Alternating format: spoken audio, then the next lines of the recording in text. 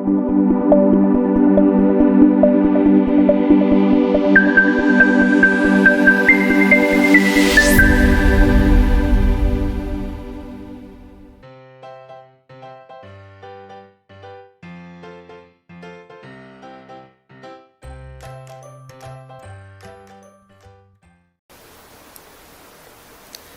so in this video, I'm going to teach you how to create assignments.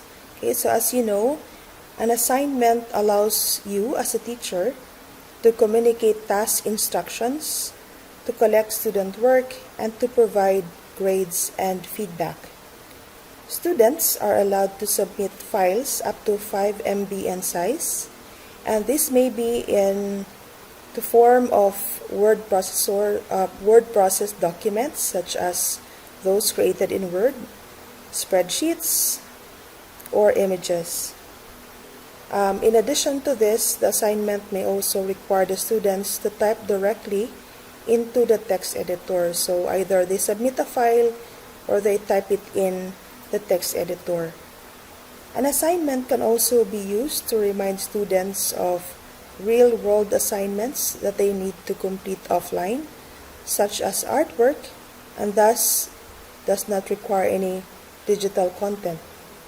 Students can submit work individually or as a member of a group, although this may not be applicable to you. Now, so we will just assume for this video that the student would need to submit his work individually. So how do you create assignments? So here I'm in one of the sections of this course. My course name is Computing 101, so it may not be the same as what you have on your screen. But regardless, you can click any of the section here on the left that you may have already created. And then you are going to select Create Learning Activity. So then you'll have to select Activities, which is found under the Activities tab. Assignment, which is found under the Activities tab. And then you're going to type in the assignment name. So, for example, you may call this Assignment 1. And then here you might need to type in a description. And this description may or may not appear directly on your assignment page. So, for example, I'm going to type here, submit a photo of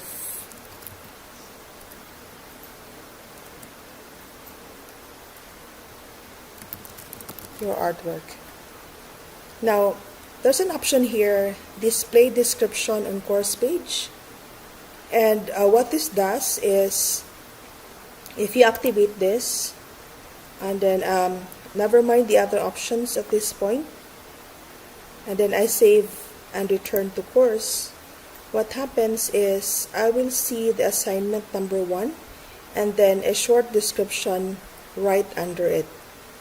Now, but if that one is not activated, so let's edit this, and I don't delete this, but I just simply remove display description on course page, and then I select save and return to course. Notice that the assignment number 1 is still there, but the description is not found right under it. So at this point, if I may ask you to create your own assignment, and then never mind the other options yet, and we'll get back to you in a little while. Okay, so we're back, and I assume that you already have created your own assignment. You may have named it differently, but you have posted your first assignment with a description. So I'm just going to display this one again. And let me discuss with you the other options. So you have here at the bottom the due date. Okay, now remember that if you specify a date here, any submission that is submitted or any assignment that is submitted beyond this due date will already be automatically considered as late. So that's the purpose of the due date. So say for example, you want this to be due like 3 days from now. So you can set it to, say for example, September 25. And then you can also set the time. Say you want it to be due at 1 p.m. So this is military time.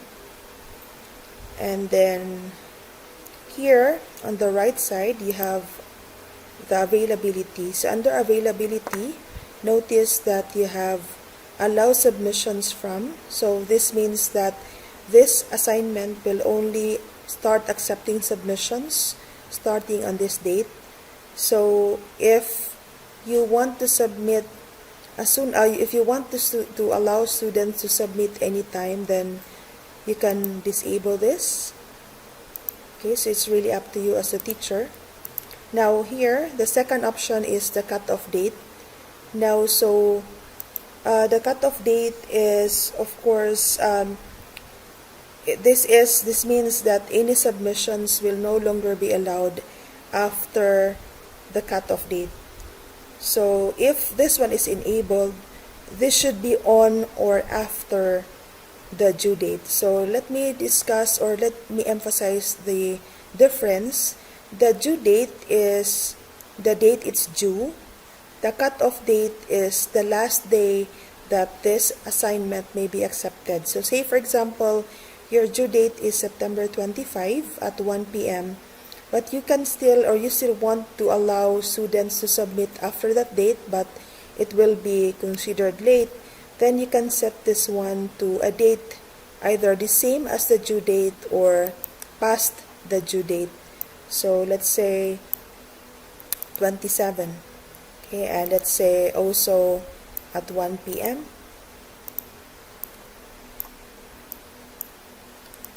So this simply means that the assignment is due on September 25, but 2 days after that date, you can still accept submissions. But of course, after that, there will no longer be any allowed submissions.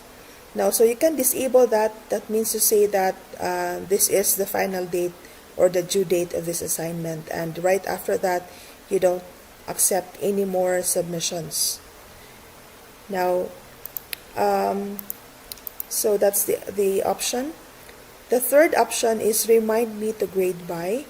And if you enable this, this means that as a teacher, you will be notified on the dashboard that you need to grade this assignment already.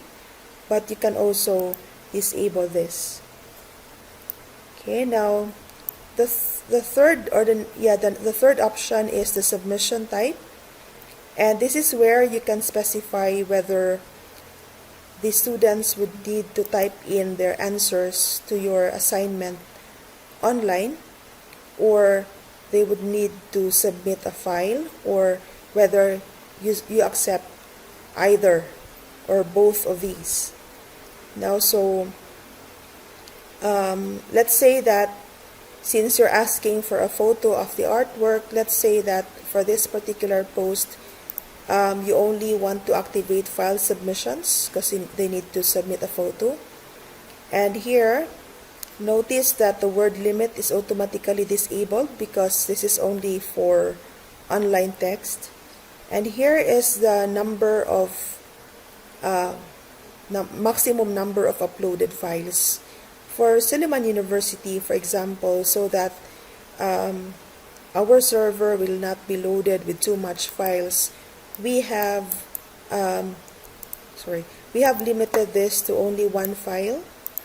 And that would mean to say that if the students would need to submit more than one file, they will have to zip their file or to compress their file so that only one file can be uploaded.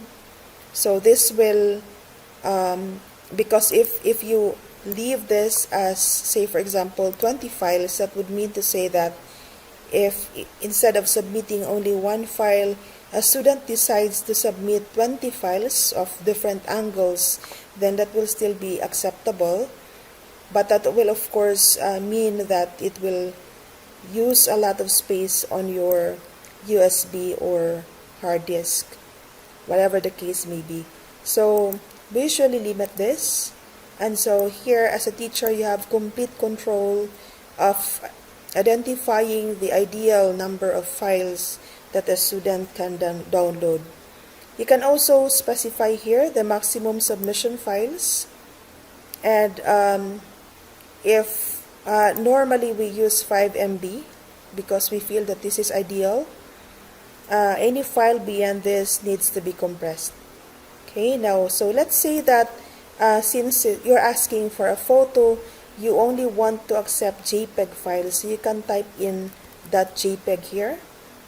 Or if you don't know any of these file name extensions, then you can also select choose, and then you can specify, for example, since you're expecting images, then you can click image files. So that means to say that any of these file types may be acceptable, or you can expand that and really specify that you don't want to allow any of this, but specifically you want it to be a JPEG file. So you can just leave or create a check mark on these two. But generally speaking, if you talk of image files, it could be any of these, so you can also just leave it at that.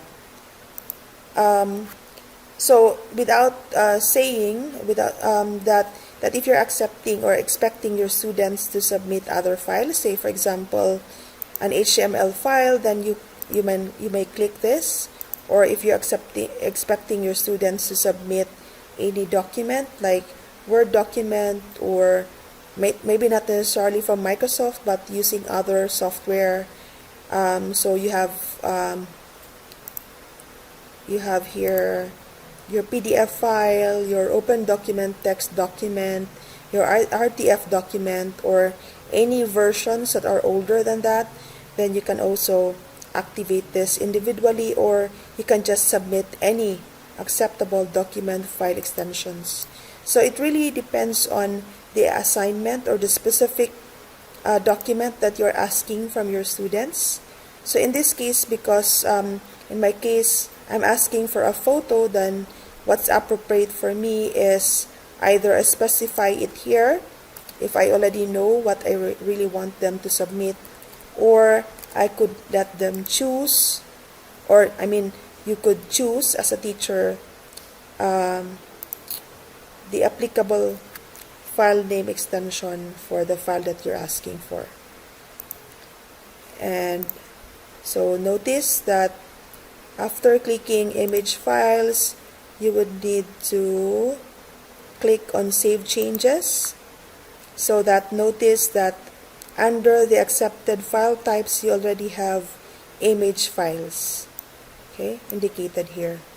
So again, at this point I'd like to pause this video and allow you to specify your due date, your cutoff date,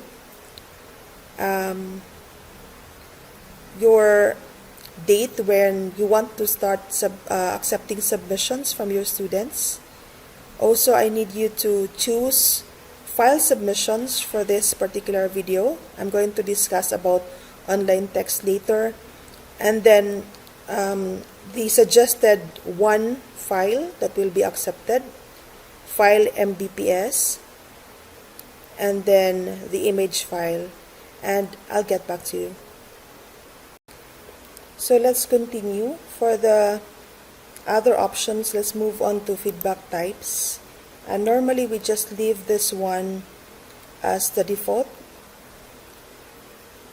Let's move on to submission settings. These are the default settings. The first option is require students to click the submit button. So by default, the setting is no.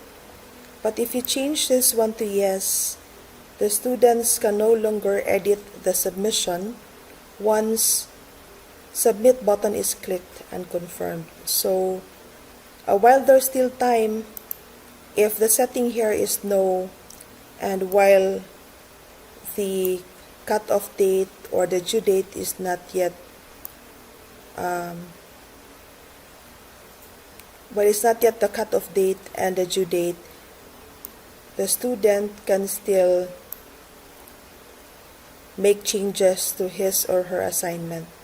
So that's why we normally leave this one as no. The second option is that the students require that the students accept the submission statement, and this has to do with the statement that he acknowledges, or he or she acknowledges, the use of the work of other people. So we don't normally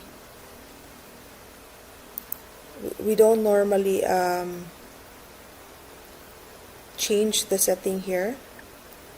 And then the attempts reopened is, this one determines how a student's submission is reopened. This one is also normally just left at the default.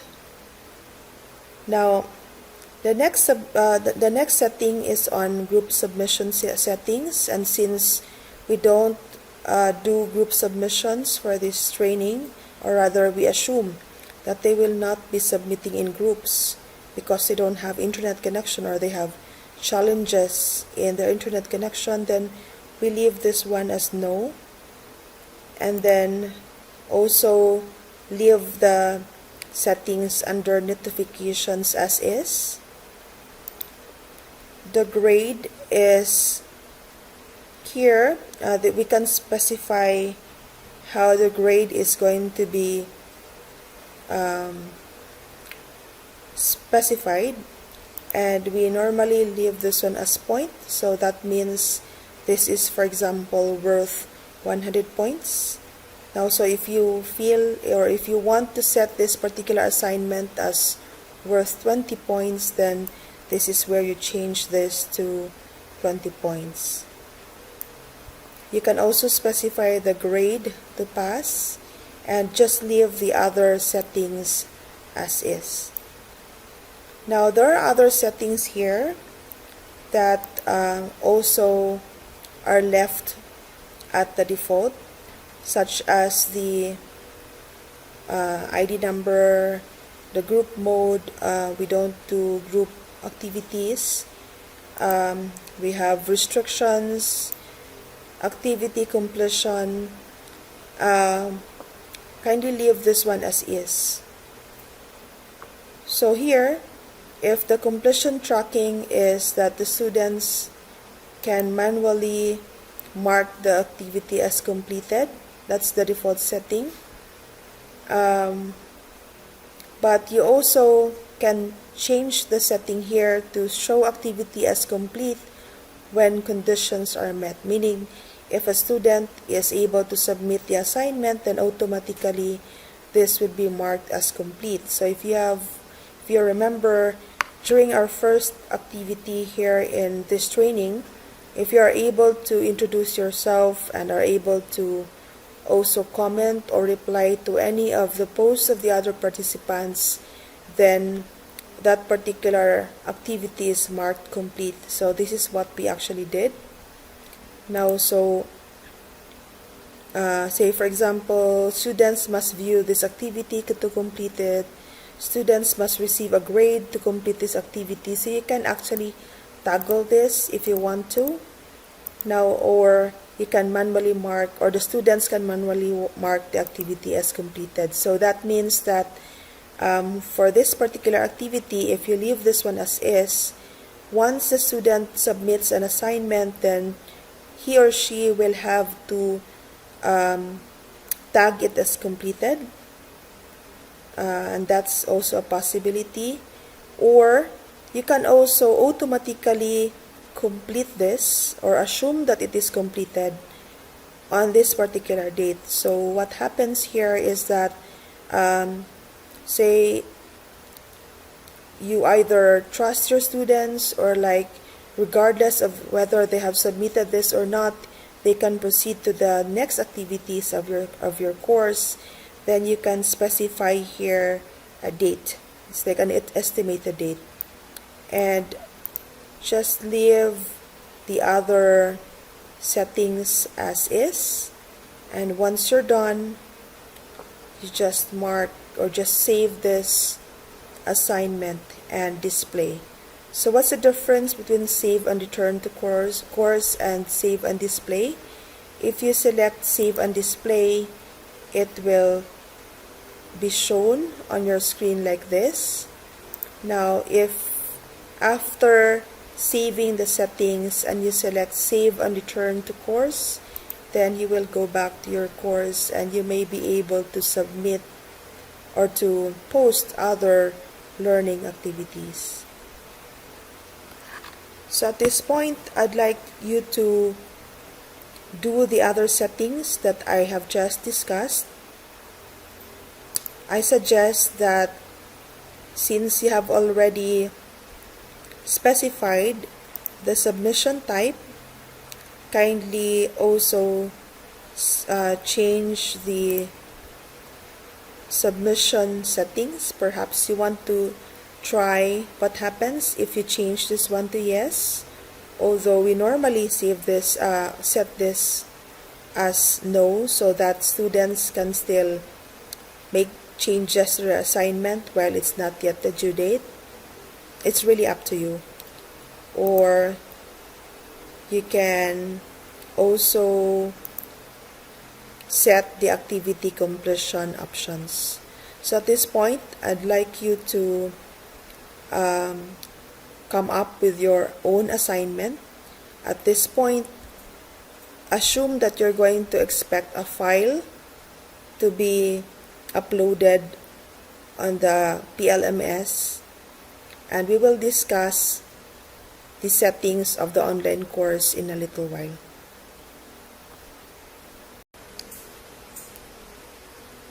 Okay, so for this video, I'm going to teach you how to create an assignment, and instead of uploading a file, just use the online text. So first, we have already created one assignment here, and if you have noticed, you have here the edit assignment button, which we have been using earlier to edit the settings of assignment 1. Now, if you have noticed, you have here 3 buttons and 3 dots. These 3 dots will actually allow you to delete an assignment, to show an assignment, or to hide it. Now, so if you remember, under edit assignment, you have an option here on visibility, and the common suggestion is that while you are still creating your assignment, you have to hide it from the students, like if you're creating an exam, for example, so that while you're still working on it, there will be no submissions that will come in, especially if you're doing this online. So if your setting is hide from students, then that button that I've shown you earlier will allow you to show it, or if it is shown, that button is your shortcut to hide. So let me just cancel this. And so that is the purpose of this. So you can hide it because it's displayed, or if you don't see the hide option here, it means to say that it is currently shown, or it's currently hidden and you cannot hide it anymore. So the option that you will find here is show. Now there's also another option, duplicate, which I want to show you now. So when you duplicate an assignment, that means to say that the assignment will be marked as copy. So as you can see here, it's a copy. So the rest of the other settings are exactly the same as the first one that we have created. Now, so perhaps we'll name this one assignment number 2. And let's say that instead of submitting a photo, you say define art in your own words. Okay, now let's say that since you already understand the meaning of the dates and the submission and the availability options. Let me just focus here on the file submission. The rest are actually the same as the one that I discussed earlier. But what does online text mean? So online text means that the student, if you're going to remove this option here, the student does not have to submit or attach any file to this assignment, but rather the answer to this assignment will have to be typed in by the student. So it's like a text box, that's an online text, where the student can answer your assignment. And then here you can also enable the number of words. So say, for example, you want the answer to this question to be at most 100 words. Now, then you have, if you've noticed, the other options are now deactivated because you did not select file submissions. And that's it. No? So basically, that's the only difference between attaching a file and selecting online text. So that's it. When you save this assignment, that means to say that when the student answers or submits the deliverable, or submits assignment number 2, the student will just type in the answer to this assignment directly on the PLMS.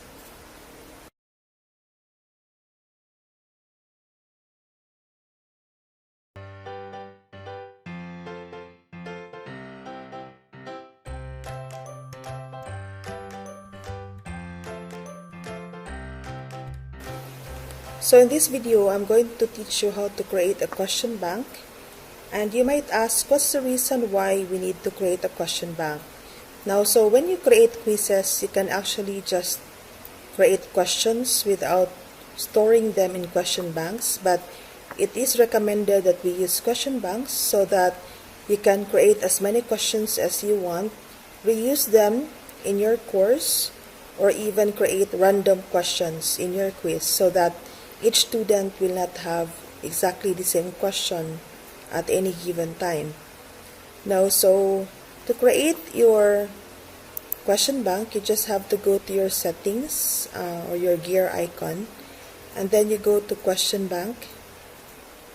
And notice that notice that I'll go back to that part again. Notice that you have here questions, categories, import, and export.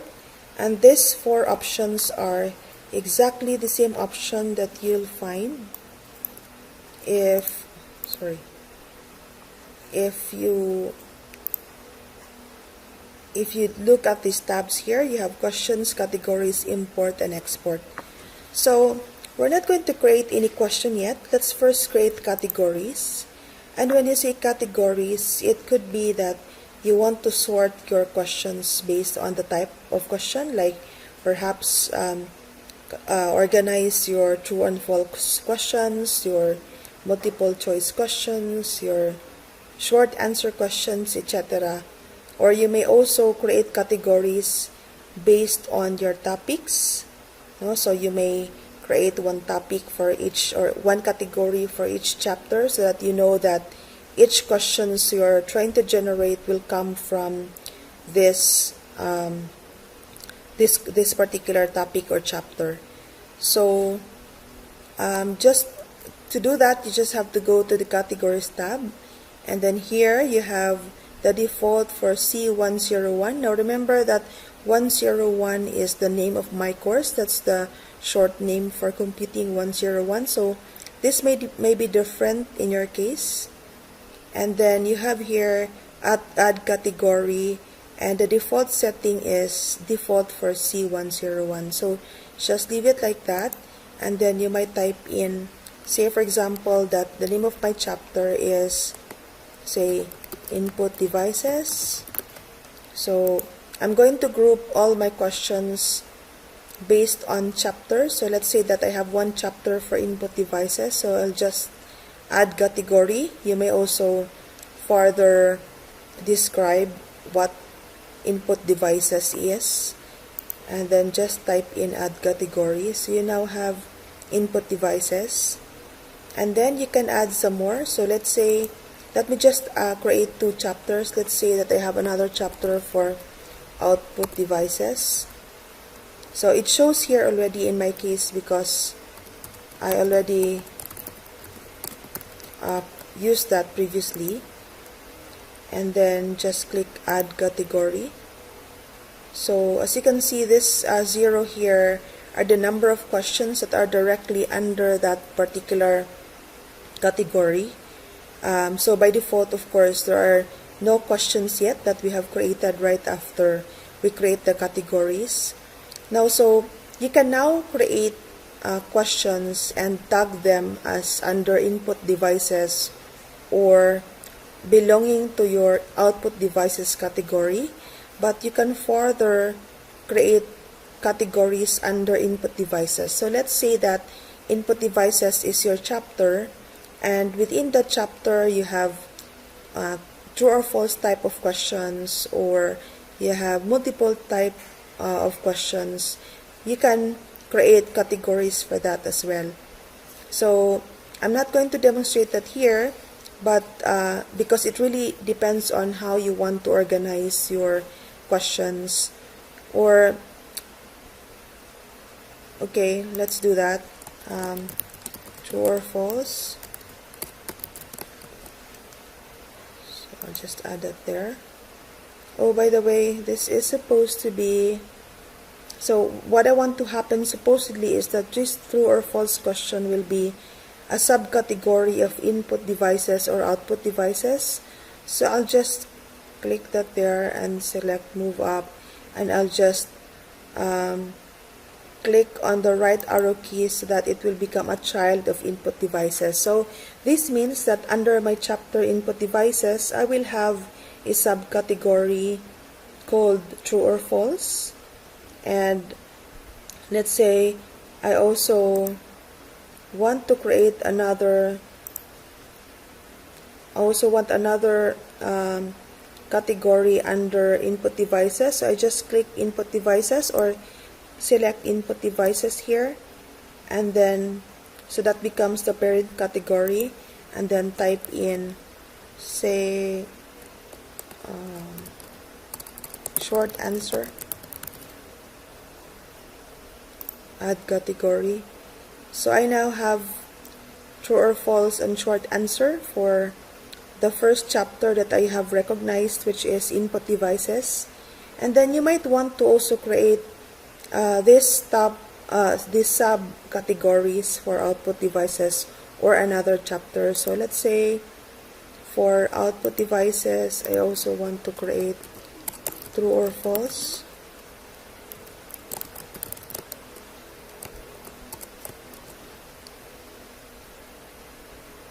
Okay, I just want to call that true or false questions. So there. And then again, under output devices, I would create another short answer, or let's say multiple choice.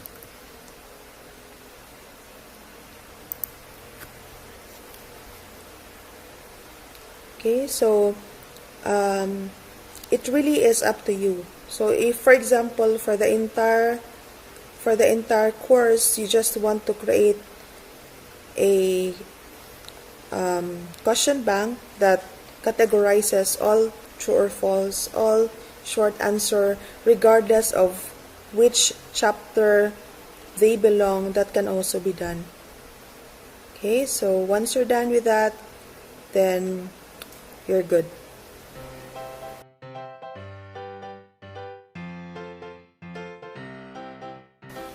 So for this part of the video, I have just created some more categories to match my sample questions later on. So these are all fictitious, right? So, but I created, let's say that my assumption is I have my topics or my chapter: intro, basic, input devices, output devices, and then for each topic I have also created categories to organize the type of questions for each topic. So I have essay, matching type, true or false, short answer, multiple choice, and it doesn't really matter if you have another true or false under another chapter. So it's just a matter of organizing. So I'm going to discuss with you how to create questions, and but first I'm going to show you what kind of question I'm about to create. So for this particular activity, let's just assume that your purpose is to create a true or false question, and in this case the answer is true. So the question is, digital camera is an input device used to make or to take photographs, and of course the answer is true to that. So let's say we're going to create that true or false question now, and so we go to questions, and then here notice that you have select a category. So since we're talking about camera, then we'll just assume that that should be under input devices, true or false. And then we're going to, here we have filter by tags, but this is actually optional, and just leave it as default. And then here you have also show questions from subcategories. This is if you have questions from already in the question bank. So in this case here, because this is the first question in the question bank, you can just create a new question and select true or false.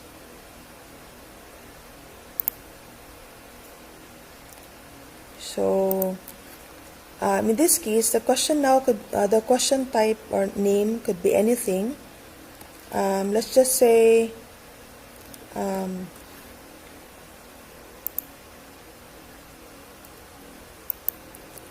we'll save it as digital camera, and you can just actually copy and paste your question. So I only pasted it from your Microsoft Word file if you have already created it before. And then the default mark is 1. This is the number of points for this particular question. Normally we only use 1. And then this one is the general feedback. This is what you want your students to see regardless of the answer of your students. You can leave that blank. And then here, this is the correct answer. So since the correct answer is true to this one, we need to change the default setting from false to true. And this is where you can actually set your feedback. If in case the students will choose true, you can type in something here. If the students will choose false, you can type in something here. So for example, you can say very good. Now, although we don't normally do this, but if you want, you can do this. And then if the student will answer false, then maybe you can say try again. And then here under multiple tries, this is something that you can set if a student initially answers the wrong picks the wrong answer, then there's going to be a penalty. But otherwise, just leave it as is, or you just use the default setting, and then click save changes and continue editing. If you still feel like after saving you still need to make some changes to this, or you can just select save changes. And you have now created your first question in your question bank. So you can add more question. So as you can see here, it's now, this is saved under true or false. In your question bank category under input devices, since you have created this question under true or false, there is now a number 1 enclosed in parentheses, it means that right now your question bank already has one question under the input devices category, true or false subcategory. So that's how easy it is to create a true or false question.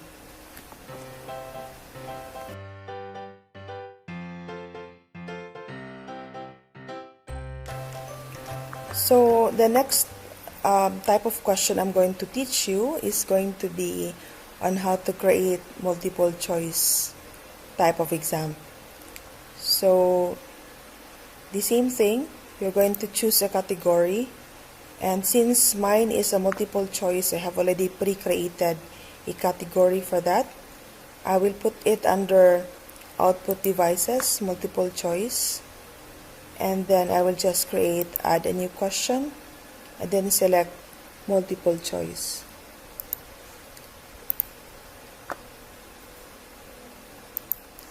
So I'll just call my question screen name, and I'll just copy it. And this time, so of course the question text is the question. Okay, I might just put an underscore there. Then again, the default mark, normally 1. Then the general feedback again is what you want the students to see regardless of the question that they will select.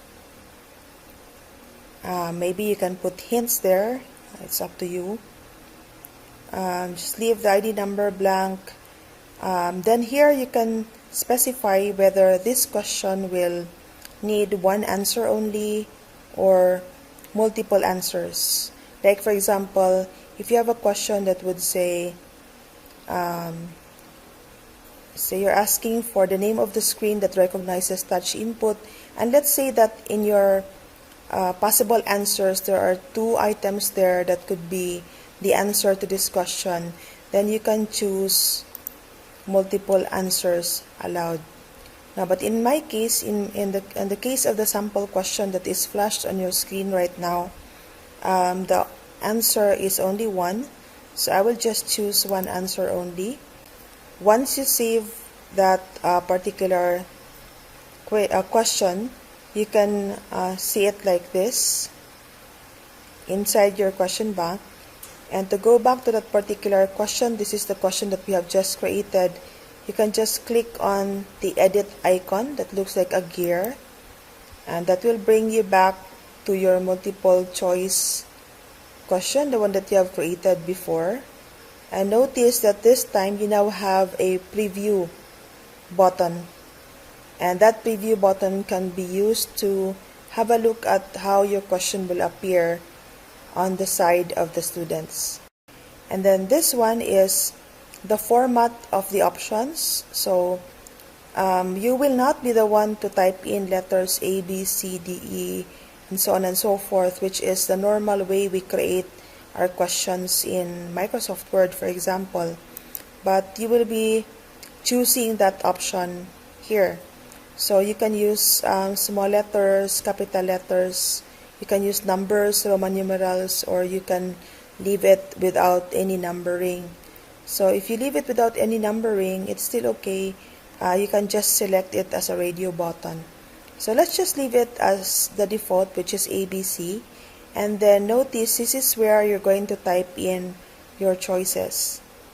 So normally when converting my questions from Microsoft Word, for example, to PLMS, I would just copy and paste it. So in this case here, the first choice is any of this. So I will just remove the letter and then take out the rest. So I'll just type in one possible answer here. You can write it. You write the full word here, recognition screen or recog screen, whatever, if you intend that to be a trick question. And then if in case a student will select this, what is the grade? So like for example, if you have selected multiple answers allowed, and let's say there are two questions here. There are two answers here that are possibly the answer to this particular question, then you can specify that the grade of the first possible answer is 50% and the second one is another 50%. But in my case here, this one is not the correct answer, so the grade is none. And you can type in a feedback here. So say for example, if a student selects this, you can type a feedback like wrong answer or something like that. But normally we don't put any feedback here. It's really up to you. For the second choice, this one is again going to be another option, point screen. And if that is still not the correct answer, you're going to leave it as the grade as none. No need for the feedback. We paste the third possible answer on choice 3. And since this is the correct answer, we're going to specify that the grade here is 100%, which means that if the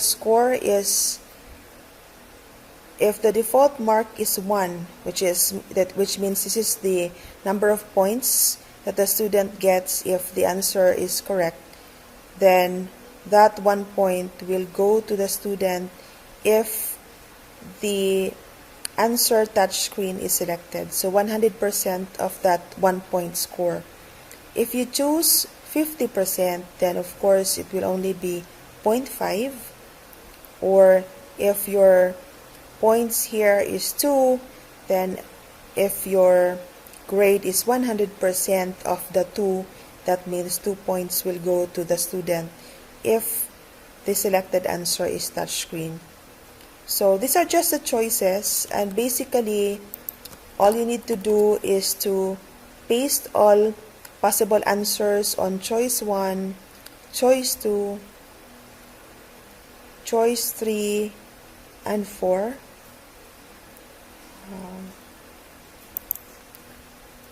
This is point screen. I must have deleted it earlier. So the first option is recognition screen, point screen. Third option is touch screen. Fourth option is Android screen. Now, since there are only 4 choices in our sample question, then you can leave choice 5 as blank. But if, let's say, for some reason you've got 6, 7, 8 choices, you can just select blank for 3 more choices and leave any remaining or any choices blank if there's no more question or there's no more possible answer. Now, the combined feedback is if, for example, if the student answered selected all possible answers, then this is the feedback that the student will get. If at least one of those selected answers by the student is correct, it will display your answer is partially correct. And if none of those selected answers are correct, then the student will get this feedback, your answer is incorrect. But then again, you can change this one or customize this one yourselves. So once you're done, you select Save Changes, and just like the true or false question earlier, you can select Save Changes and continue editing if you still feel that you're going to add something else or any additional settings to this question. Now, by the way, if you have noticed, for all of these possible feedbacks or answers, there are options or there are options on your on your input box. These are all paragraph styles, like you can convert your text to bold, italics, you can create a link, you can unlink, you can even use a message, an image instead of a text. So like for example, you have your question is which one is purple, and then you add under choices, you specify like different shapes with different colors. So instead of typing in text, you can just insert or edit an image. You can also choose audio or video file. You can use recorded audio. You can also include video. So you might want to try that out yourselves. But basically that's it. It's very simple. You just have to specify the possible answers, and once you save that particular question, you can see it like this inside your question bank. And to go back to that particular question, this is the question that we have just created. You can just click on the edit icon that looks like a gear, and that will bring you back to your multiple choice question, the one that you have created before. And notice that this time you now have a preview button. You can just click preview, and this preview of your question will appear.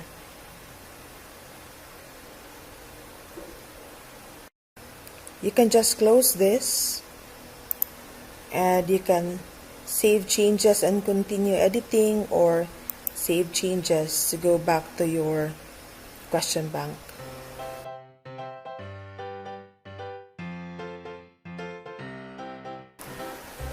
So for the short answer, it's basically the same. So again, first choose the category, and then create a new question, and then select short answer. Select add, and then you're going to type in the question name here. So like for example, you can type here URL, anything that you could relate to that question. And so I only pasted URL stands for uniform resource blank, and then you need to specify the default mark. In my case, it will still be the same at 1 point. Then again, the general feedback, and then here you need to specify whether the possible answers case is unimportant. Like for example, if it is a noun, it must probably match. But in the case of this particular question, you can select no, case is unimportant. So there's only one possible answer, and that would be locator. Now you can type in capital L here or small letter L. It doesn't matter because your case sensitivity option is already no, case is unimportant. So once this one is answered, once someone types in locator, for example, then you specify the grade. Of course, because this is the correct answer already, it will be 100% of the designated default mark, which is 1. And there's no other possible answer, so you can leave all the other blanks, answer 2 and answer 3 blank here, and you don't have to indicate anything on the feedback. However, if there's a possibility that you're creating a question that has other possible answers, then you can fill this up and even create more blanks for more answers. And then just the same as the other sample questions, just select save changes, and that's it. Now if you're going to click on this one again, URL, or select edit, here by the way, you can also choose preview, and this is also available in the other question types. You can choose delete if you want to, you can duplicate, you can edit. So I'll just select preview, and this is how it should look like.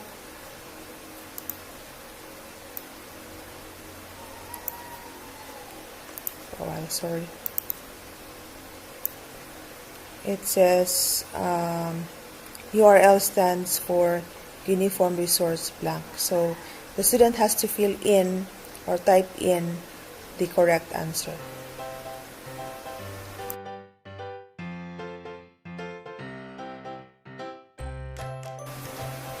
And for matching type, it's basically the same. Just choose matching type under the question bank, and then create a new question.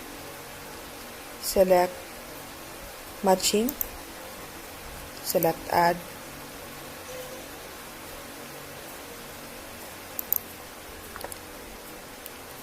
I will just call this one empty,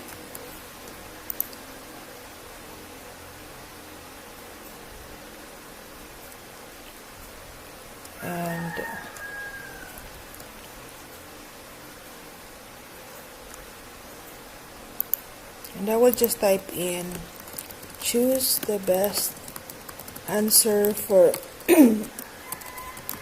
for the following.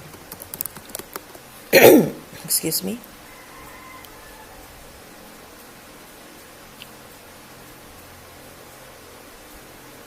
And this is where you're going to choose or specify the question and the answer. So first question,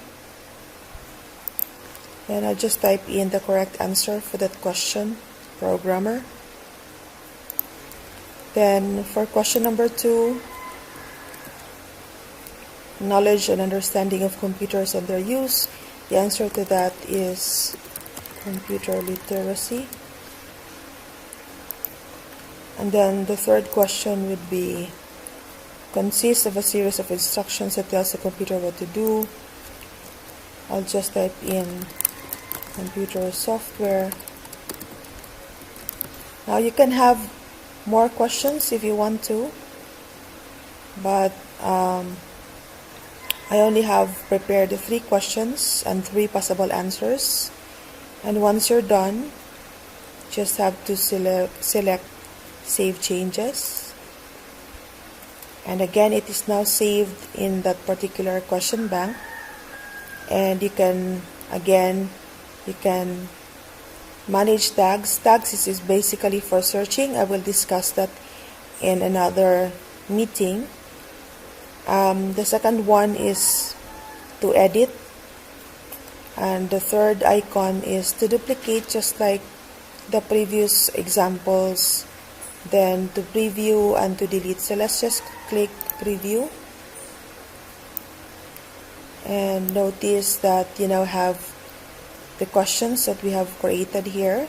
And notice that since this is a matching type, so this is set A, set B will have the same options for all 3. So you have programmer, computer software, and computer literacy for the first question, the same thing for the second question and the third question. So you can just select close preview, or here you can specify other settings such as the number of points, etc.